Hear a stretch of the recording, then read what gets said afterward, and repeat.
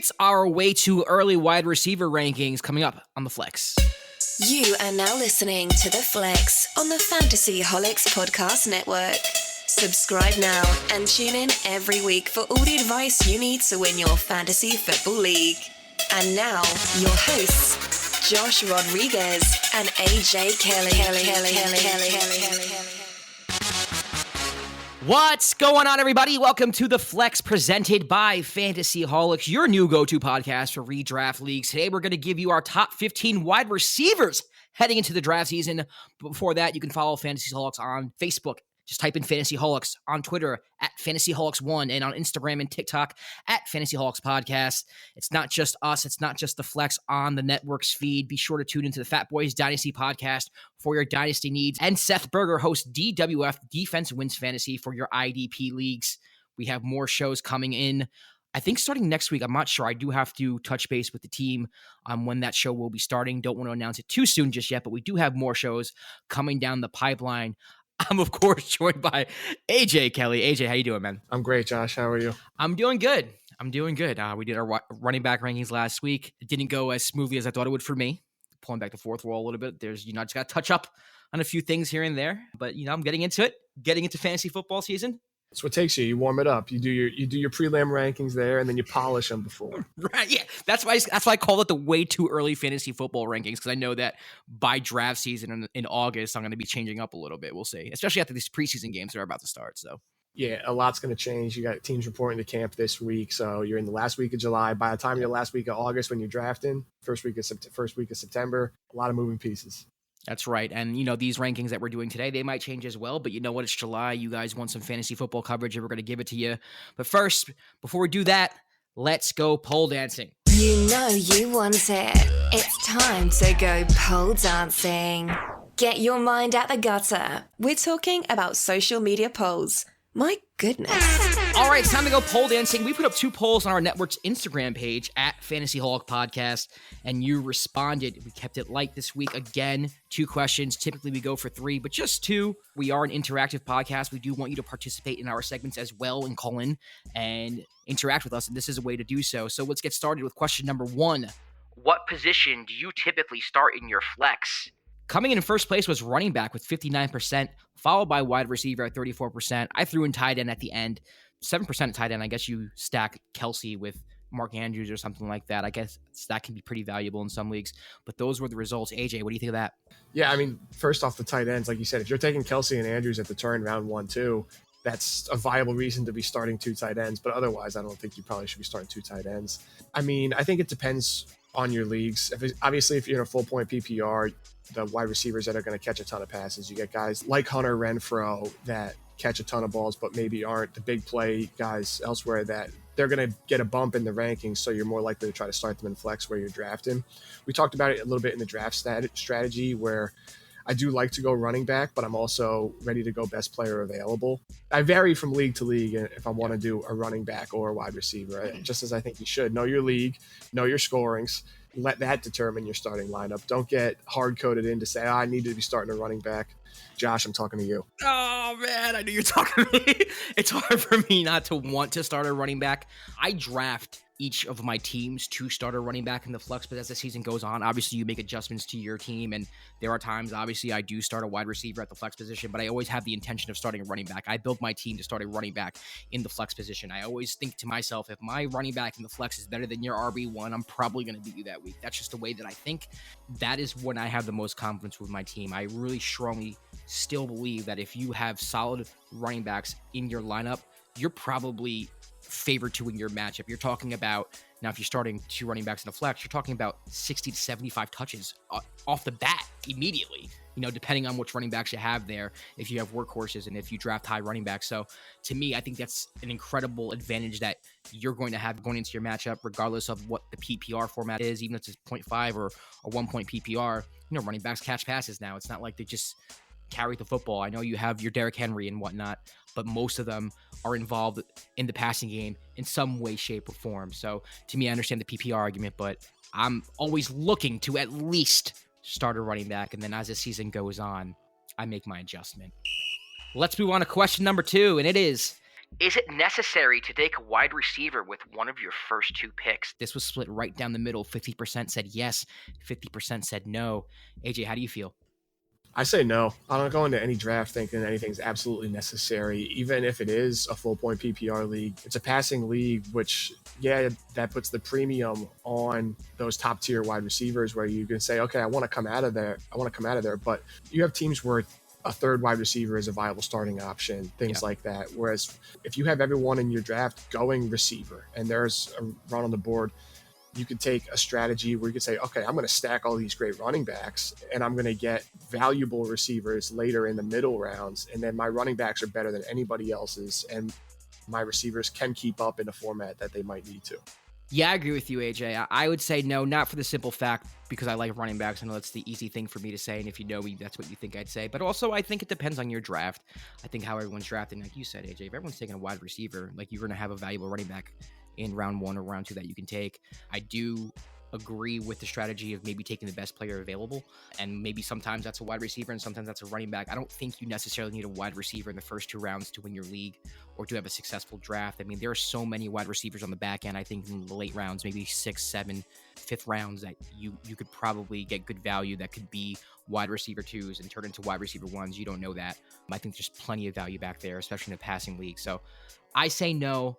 I do understand the argument of yes, though, especially in 1 point PPR leagues. Yeah, but if you're at like the turn in a full point PPR league that sees a run on receivers in the first round, second round, you could be looking at, okay, would you rather draft your RB5 and 6 or your RB4 and 5 or your wide receiver 9 and 10?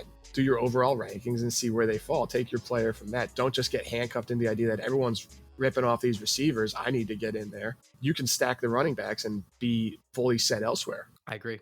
Now I'll take it one step further. This wasn't the poll, but would you say that it's necessary to take a wide receiver within the first 3 rounds? First 3, I probably do want to come out of there with at least a starting one, especially if you're starting 2 flex, it's a little bit different. You can come out of there maybe with 3 running backs, and you still have a second flex spot. Or if you're starting 3 receivers, some teams do 3 wide receivers and a flex. Some leagues do 2 wide receivers, 2 flex. It varies from league to league. So if you have all the running back rankings on the board and that's the guy you can take, if you have a spot for him in your starting lineup and he's a higher ranked player on your board, take him. Yeah, I agree. Actually, this is where I probably do take a wide receiver if I'm doing a 3 wide receiver league. I do speak a lot about the value on the back end, but I do think at some point, if there's that much room for a receiver to affect the outcome of a match, especially with another flex or a double flex, depending on the league, then you do have to take a wide receiver. I'm not saying that they're not that important. It also depends on your league, like AJ said. I would typically say no in a standard league. I like going running back if possible. And when I say standard, I mean quarterback, 2 running backs, 2 receivers, 1 flex. But yeah, it just depends on your league. It really does. Reading the board and knowing what's best for your team. All right, AJ, before we get into our top 15 wide receiver rankings, some news broke today. Julio Jones signs with the Tampa Bay Buccaneers. It's not fair that Tom Brady gets Julio Jones, Mike Evans, Chris Godwin, Leonard Fournette, all these freaking weapons. This man's going to play till he's 56 years old. I don't think Julio's washed. I think this is a huge pickup for Tampa. He's not going to be asked to do that much. He's not going to be asked to carry an offense. It's not fair. But fantasy-wise, let's not talk about from a standpoint of how the Bucs are going to do. Let's talk about from a fantasy football angle. How do you think Julio Jones affects the drafts going into draft season? I mean, I don't really think he hurts Mike Evans' numbers where you'd be taking that, where you think Julio Jones, the name value on that, you might think, oh, he's going to take away from Mike Evans. Mike Evans is still the 1A there with that. And then Godwin, they didn't put him on the PUP list. So expect him to be healthy. We'll see what happens throughout camp with him. Pending Godwin health, Julio's still going to be the number 3 wide receiver on that team. And they did bring in Russell Gage. So maybe this slows down the Russell Gage train a little bit as to what you would do. But I think they're going to take it easy with Julio. We talked about it a little bit right after the signing. They have the luxury where they're just going to be able to sit him, keep him healthy for the playoffs, late and everything. Don't push him to the brink, because we saw in Tennessee, he was significantly slowed down. You said you don't think he's washed, but in Tennessee, he was. Granted, it was Ryan Tannehill throwing him the ball and not Tom Brady. That's a huge step up, obviously. Whew, so it is. I'm interested to see where his ADP will fall now that you see this happening. Where's he going to slot in? Where's he going to come in? I don't think I would be out there searching to get him on my team. I'll say that just because I think it'll All be right. the unknown of I'm not sure what the Bucks are going to be doing. Whereas I think you're going to be able to get, unless it's a super late round pick, 10th round, 11th round, 12th round, like they're seeing that. Whereas it's, I'm not going to be in a race to get Julio to my team though. That's what I'm Oh, saying. some people are going to be reaching for him, man. What? Yeah, so people will. With that said, AJ, let's get in to our top 15 way too early wide receiver rankings for redraft leagues. You ready? Let's do it. All right, number 15, what do you got? So 15, this is a real weird zone for me. I think there's like a 15A, 15B, 15C. Like there's a Okay. lot of guys in that zone where you look at a lot of them. And to me, it's like, okay, don't like the quarterback, don't like the offense, too many question marks. So call this one a homer pick, but my wide receiver 15 is Cortland Sutton. I think he's one of the more underrated receivers. He's a great deep ball threat, and Russell Wilson is an elite deep ball passer. So the hype's going to be with Judy in that because we know the separation that he gets and what he creates for himself in the offense. But don't forget about Cortland Sutton. He's a very good wide receiver. His health was always an issue for him, but the quarterback play was also an issue where Drew Lock, Teddy Bridgewater. So I think you bring in Russell Wilson for that. And I think the upside is going to be there for the value to grab him at that, where I think he has wide receiver one potential in a situation, whereas the Broncos are going to be in this revamped offense. Obviously, they have Russell Wilson. So for me, he comes in at the wide receiver 15 because I think there's more upside than a couple other guys that were in that area for me when I looked at it. All right, in at number 15, I have T. Higgins. A lot of what you said, same reasoning, just a different quarterback, different player. T last year finished 24th in PPR rankings. He got off to a slow start. He missed some time, but towards the end, when the Bengals offense started clicking, T started clicking with Joe Burrow, and the last half of the fantasy football season, he was an absolute monster, and I expect him to kind of continue that over.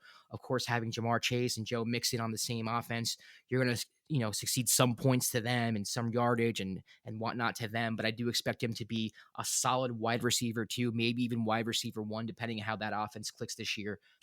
Number 14, what do you got? I have T. Higgins at 14. He was in one of our earlier episodes there where we talked about the overvalue, and he was being drafted in the wide receiver 11, 12 range. But I think this 14, 15 range is right for him. We know what the Bengals offense is going to be able to produce these two stud receivers. Chase is going to get all the attention in the world. And while all that attention is going to Chase, T. Higgins is just going to quietly stack the stats again. 74 catches, cracked 1,000 yards receiving last year, 6 touchdowns.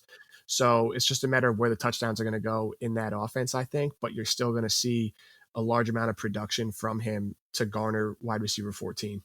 All right, and at number 14, I have Mike Williams of the Los Angeles Chargers. I just trust Justin Herbert. That's really what it comes down to. You have a lot of people, a lot of players in this range, the 14 through 20 or 22, whatever rankings you look at, and a lot of them just don't have desirable quarterbacks. And I trust Mike Williams. I saw what he did in the first half of last year. I know he slowed down a little bit, but Justin Herbert to me is one of the best quarterbacks in the National Football League.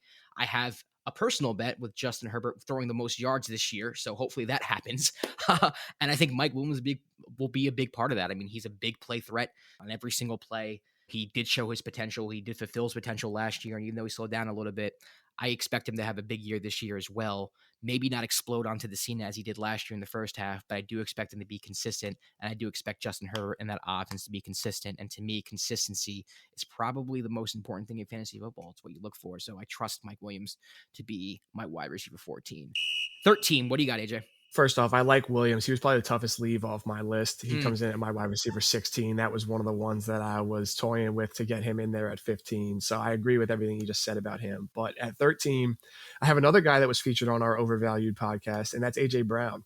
He was being drafted as the wide receiver 9-10 range when we did the Overvalued episode.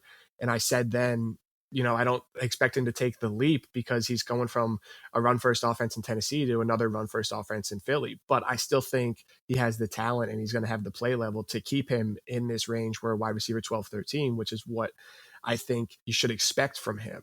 He finally gives the Eagles a true wide receiver 1 option. We know they're going to be a run-first team. They have a great offensive line. Miles Sanders is talented. Jalen Hurts, talented running the ball, talented quarterback. So this is the year for him. They get him A.J. Brown. This is the year he needs to take the next step and prove, hey, I can be the quarterback, the franchise quarterback of this team. But I do expect A.J. Brown to help him out in that situation where this is where I'm comfortable taking him as opposed to the wide receiver 9 or 10. All right, and at number 13, I have Allen Robinson, which is probably a jump for a lot of people. Again, I know Stafford, I know McVay, I know that offense, I know how good Allen Robinson is. Robert Woods is gone. He's going to step right in. in OBJ's role. Like, to me, it's just a no-brainer. This man is extremely talented. He's going to be one of the most high-powered offenses. And I know that we had him on the undervalued list, but I really think he's that undervalued where it's like, how could I not expect this man to see at least 7-8 targets a game, maybe, a couple red zone looks? It just makes sense to me that he's going to have a huge year. I know that's high. A lot. I saw your face, AJ, but I do have Allen Robinson in at 13 because I trust Stafford, I trust McVay, and I know what I'm getting with these players. I do like Robinson, but I think that is a smidge high. We will see. We will see. Listen, I'll say this in my defense. Every year there's rankings, and every year there's always a player or two or three or four actually that come out of nowhere or that are ranked in the 30s or whatnot that end up in your top 15 and top 10. So this is how I like to do my list. I understand that, there are rankings based off things that happened last year and whatnot, but there's always surprises. Let's move on to number 12. What do you got? 12, I have Michael Pittman. That's okay. I expected 12 for now. He's in a run first offense, obviously, with Jonathan Taylor when you have that. I don't love Matt Ryan as a quarterback, but that's more as a fantasy quarterback because that's more about the immobility that he offers. But when you compare Matt Ryan to Carson Wentz, you look at what Carson Wentz just did for Michael Pittman. Now you're bringing in Matt Ryan, who we've seen what he's done to fantasy wide receivers in the past. Obviously, Julio, Calvin Ridley pre-suspension, what you expect from all those. So we know what Matt Ryan is capable of. He doesn't have a lot of competition for targets. Alec Pierce is probably their wide receiver 2, rookie they drafted. And Michael Pittman ran a route on 96% of offensive dropbacks last year. Third in the NFL behind Cooper Kupp and Jamar Chase. So when he's out there, he's running routes to catch passes. So I think the upside there for him, maybe he takes a jump in the touchdowns then as well. And with Matt Ryan coming in, that's enough for him to be on the edge of my wide receiver 1 range here. I had him at 16, so I do think Michael Pittman's going to have a solid year. I don't know how much I trust Matt Ryan just yet. Pittman, to me, I like him as a receiver. There's just receivers who I like better.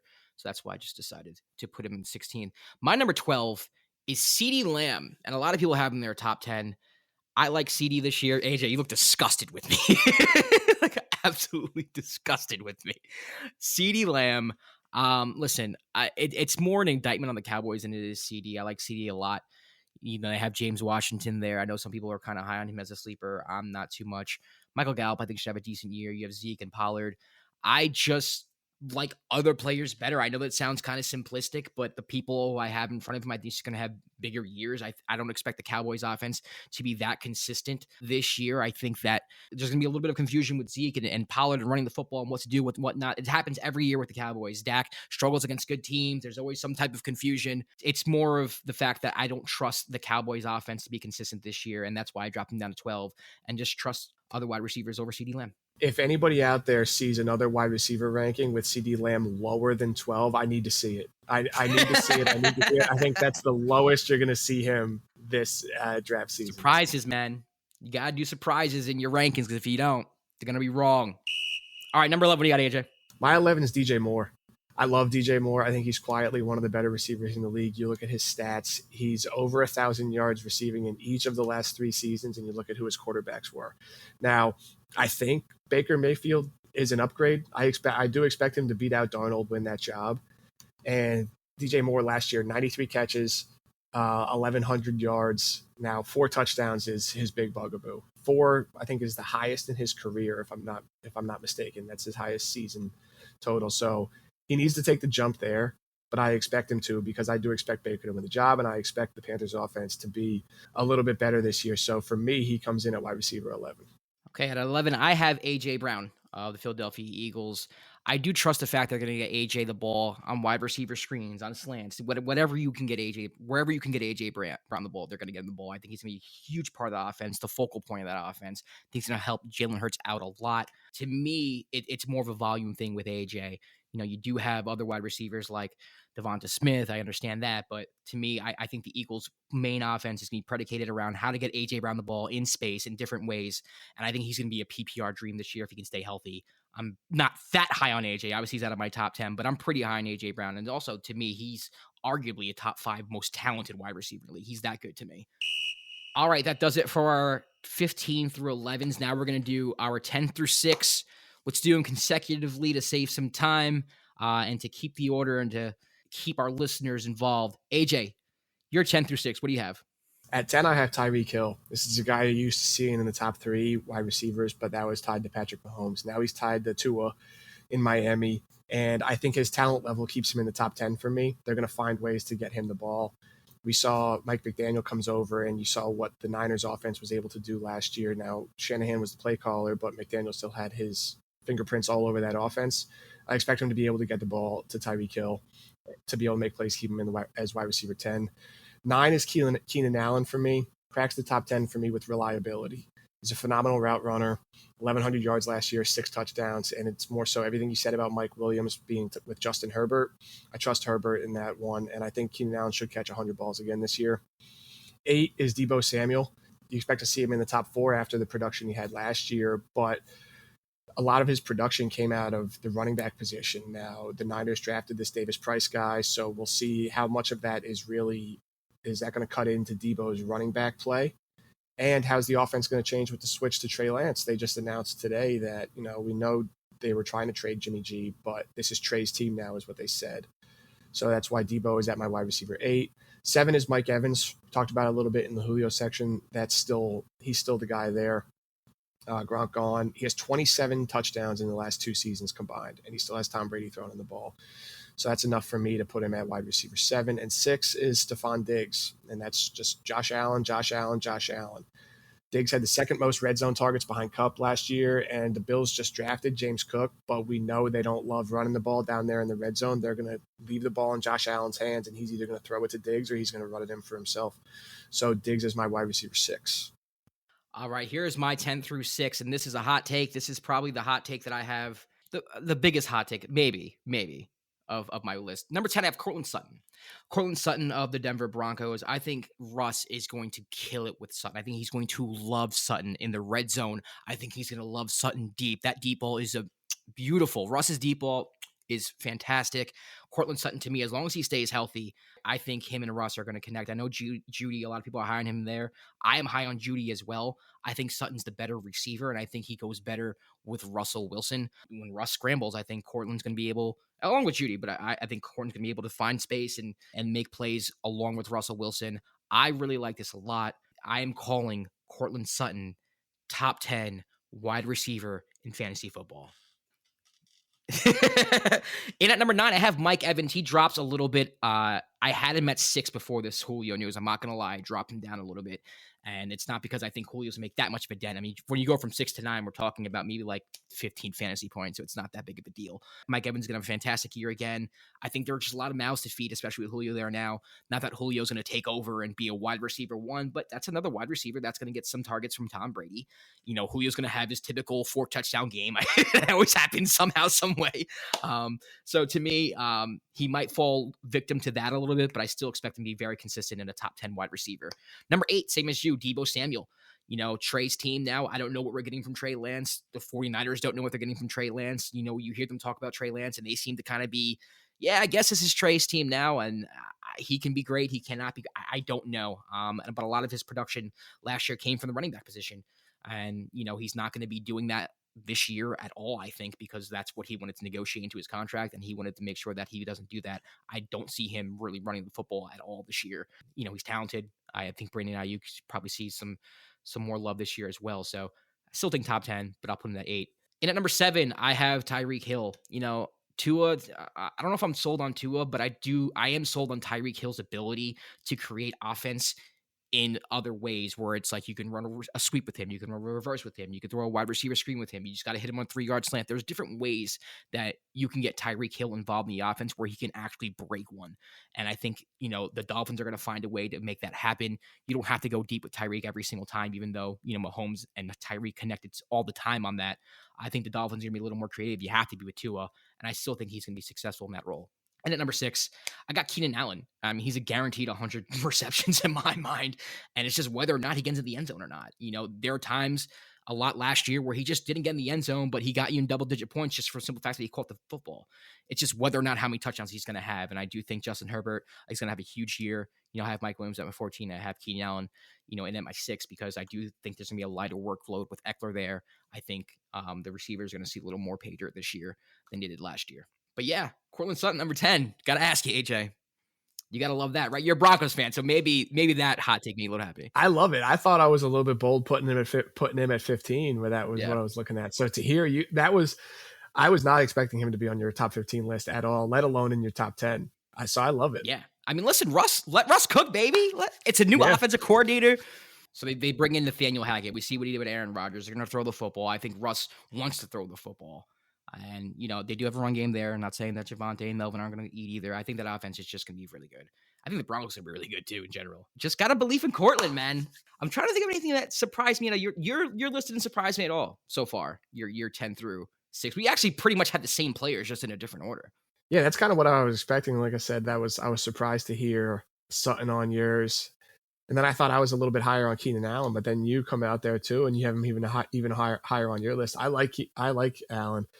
I'm all in our one dynasty league to win it this year, and I traded this year's first round pick for Keenan Allen because I needed that instant impact play. So I'm going for the win. So I got, in my mind, 2 top 10 receivers this year to pair with 2 top 5 running backs. You're married to your quarterback for better or for worse. And listen, there are players who don't have the best quarterbacks in the world who I'm high on as well. One of them's in my top 5. But for the most part, if I really like your quarterback and I know your offense is going to sling it and I know how good, like, to me, it's like, that's a slam dunk. Like, what else are you asking for at that point? There's other variables, when you have someone like an A.J. Brown, for instance. Like, Jalen Hurts is still kind of a question mark. We don't know how good he is. There's a chance that he might regress. So it's like, I can't put A.J. Brown in my top 10 knowing that, even though I think he's that talented. The quarterback, and this is common sense for people who play fantasy football, but the quarterback, to me, I hold in high regard when making my wide receiver decisions, for sure. The quarterback play matters, and I'm sure that's why, I mean, my list, that's why guys like Terry McLaurin, DK Metcalf aren't on this list. Yes, it's the quarterback play. Exactly. Terry, I left off because of quarterback play. Even Pittman, because I don't know what I'm gonna get from Matt Ryan. I like Matt Ryan as a player, but he's older now. I don't know what he is anymore. DK Metcalf, same thing. It's the Deontay Johnson. You don't know what you're getting. Yeah, there's the handful of those players that, like you said, the quarterback matters. Right. And then you hear the rebuttals like, well, what about Tyreek Hill and Tua? Well, it's like, for me, I know what that offense is going to look like. I know there's going to be wide receiver screens. I know Jalen Waddle's on the other side. I know they're going to run revert. Like, I know the creativity and the flow of what that offense is going to look like. And I think Tyreek will thrive in that. So there's always like counter arguments to that as well. But to me, you are married to your quarterback for the most part. There are a few exceptions, but for the most part, you're married to your quarterback. What are your thoughts on Tua? I know we're talking wide receivers, but I'm kind of curious how he's going to work with Tyreek Hill. I think he can be productive. I don't think he got really a fair shake with the Miami. I don't really think they gave him a legit shot. I feel like they were trying to not like him. Now, I was really surprised that they fired Flores when they did. I thought Flores was a good coach, but I just don't think he wanted Tua. I don't know what they didn't seem to try to fit an offense to cater to his strengths. And I think they bring in Mike McDaniel, who is going to be this unique offensive-minded coach. So you saw what he did getting the ball to Debo in space. Now, Like I said, I know Shanahan called the plays, but McDaniel's involved in those rooms. He's the offensive coordinator of the team. He's involved in the production of the offense. They got the ball in Debo in space, and you saw what he did, whether it was out of the running back position, screen passes, down the field, across the middle. They're going to do that with Tyreek. You trade for him for a reason. You don't trade for him to not cater your offense to his strengths. I couldn't have said it better. That's why I have him at 7. I think he's going to have a huge year, Tyreek Hill. I mean, you're going to miss the bomb for sure. I mean, it might be the here and there, but it's not going to be the same thing Patrick Mahomes, but he'll find a way. All right, AJ, 5 through 1. What you got? 5 through 1. Coming in at wide receiver 5, I have CeeDee Lamb. Your trash is my treasure. I love CeeDee Lamb. I think it wouldn't surprise me if he cracks 100 receptions and 10 touchdowns this year. I think he goes out. You see, he had 79 catches for 1,100 yards and 7 touchdowns last year. Amari Cooper's gone. Cedric Wilson's gone. He was outside the top 30 in target share last season of the offense, and the ball has to go somewhere in Dallas, and that's where I think it goes. And I think CD is going to be in for a huge year. At 4, I have Devontae Adams. I think we're going to see that Raider offense flip a little bit. So we saw them where they gave Josh Jacobs, they were not run heavy, but they were almost an even split. I think they bring in McDaniels. They bring in Devontae Adams. You're still going to see Hunter Renfrow get his. They have Darren Waller. Now they have this, where I think Devontae Adams is still going to command the ball. He's going to be another great red zone target, as Hunter Renfrow already is, getting open around the end zone. And I think you're going to see Derek Carr have a good year. along with that. So that's why college teammates, my wide receiver 4. My wide receiver 3 is last year's wide receiver 1, one of the most legendary fantasy seasons we've seen. Cooper Kupp comes Ooh. in at wide receiver 3 for me. This is all about expectations for me. Last year, if you draft him as the wide receiver 1, you're drafting him at the absolute premium that he's at. Yeah. I would be stunned if he duplicates what he did last year. 145 catches, 1,900 yards, and 16 touchdowns. I would be absolutely appalled if he were to duplicate that. And I think within my top 2, wide receiver 2 is Jamar Chase, and my wide receiver 1 is Justin Jefferson. So I think they jump Cooper for me because I can see them taking that next leap. I can see Jamar Chase hitting the ground running this year, whereas now last year he was a rookie, acclimates. He gets more time throughout everything in the offense. I can see him taking the next step. 81 catches last year for 1,400 yards, 13 touchdowns. Like I said, when we talked about Higgins, maybe some of those touchdowns go to Higgins when Chase gets more attention, but I expect Chase to catch more balls this year, and I expect the Bengals offense to look as good. And then Justin Jefferson's my number 1, 108 catches, 1,600 yards, 10 touchdowns last year. I think 1,500 yards and 10 touchdowns is probably his floor. I think it's probably the lowest him. They bring in Kevin O'Connell, offensive-minded coach for the Rams offensive coordinator, and we know they had Mike Zimmer, and I think O'Connell's going to come in, and he's going to let Kirk Cousins sling it, and that's why Justin Jefferson is my wide receiver 1 this year. Man, can't fault you there, man. I think that's a solid top 5. I'll start with my top 5. In number 5, I have Stephon Diggs. Josh Allen, like you said before, red zone target there. He's by far and away, to me, I know Gabriel Davis is someone everyone's high on, but to me, Stephon Diggs is, we all know he's their number 1, and I don't know if Gabriel's going to play that much of an impact in this offense this year. I could be wrong. I'm not saying it's me a bust and whatnot. I know he's just on everybody's sleeper, and blah, blah, blah, blah, blah. I get it. But Stephon Diggs is a man there in Buffalo, one of the more high-powered offenses that I don't think takes step backs this year. Number 4, I have Devontae Adams. Same thing that you said. He's one of the best wide receivers in football, maybe the best wide receiver in football, depending on who you ask. I think Derek Carr, is a very efficient quarterback, but he's not someone who really slings the rock like Aaron Rodgers or, is able to get you open in the way that Aaron Rodgers can. But I still think he's a very solid quarterback. He's a red zone threat for Derek Carr. I think their red zone offense to be fantastic between Waller rolling up the seam, Renfro, running a little out, and wherever Devontae is going to do. I think Derek Carr can have potentially a big season if they let him throw the ball. I just don't know what that offense is going to look like, so I'm not comfortable putting him over the top 3. And at number 3, I have Justin Jefferson. I like Justin Jefferson a lot. I don't think you can go wrong with him at number 1. I understand the argument for it, and I think it's very valid. To me, it's, when I look at my number 2 and number 1, it's Kirk Cousins. I'll just completely honest with you. And I think Adam Thielen plays a little bit of a role as well. Even though my top 2, they also have counterparts as well. I just don't trust Kirk Cousins to be consistent. Justin Jefferson obviously is good enough to overcome that and be a wide receiver 1 automatically in all formats. So it's not that big of a deal, but when we're talking like top 3 and we're splitting hairs, that's the hair that I'm going to split, Kirk Cousins. And at number 2, I have Cooper Kupp. That Rams offense, I can say it all day. It's a well-oiled machine. You know what you're getting. Matthew Stafford, to me, is one of my favorite fantasy football quarterbacks of all time. They have a connection that is undeniable at this point. He's not going to break the records that he broke last year. To expect that from him is asinine, but I do think he's a PPR dream. I do think that him and Stafford will continue their connection. And at number 1, I have Jamar Chase. I think he's going to have more receptions. I think what held him back last year was just the fact that the offense kind of took a little bit to get going. For as good as Joe Burrow was last year, start off the year, it was kind of, it was back and forth. It wasn't that great. They've had some breakout plays here and there, but there were games where the Bengals offense got off to slow starts, and it wasn't until the second half of the season where they started coming along. And I do think that this year, you're going to get that the whole year. So one whole year of Jamar Chase just tearing it up, I think leads him to being the number 1 wide receiver in fantasy football. So again, a very similar top 5 that we have. I had Stephon, you did not. But for the most part, I think we agree on, who's who in the top 10. I had CeeDee Lamb, 12. That's the biggest discrepancy. But like you said, that top 3, you said splitting hairs.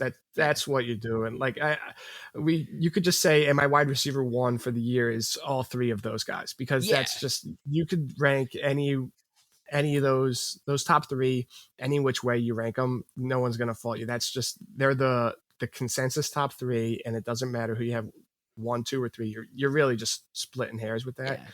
Any one of those 3 could be the overall wide receiver 1, and it wouldn't surprise me at all. Yeah, like I said, when you're splitting hairs, it's like you're finding things and that the one thing that I rely on a lot when I take a wide receiver as a quarterback, and to me, it's like, all right, well, Kirk Cousins, Matthew Stafford, or Joe Burrow.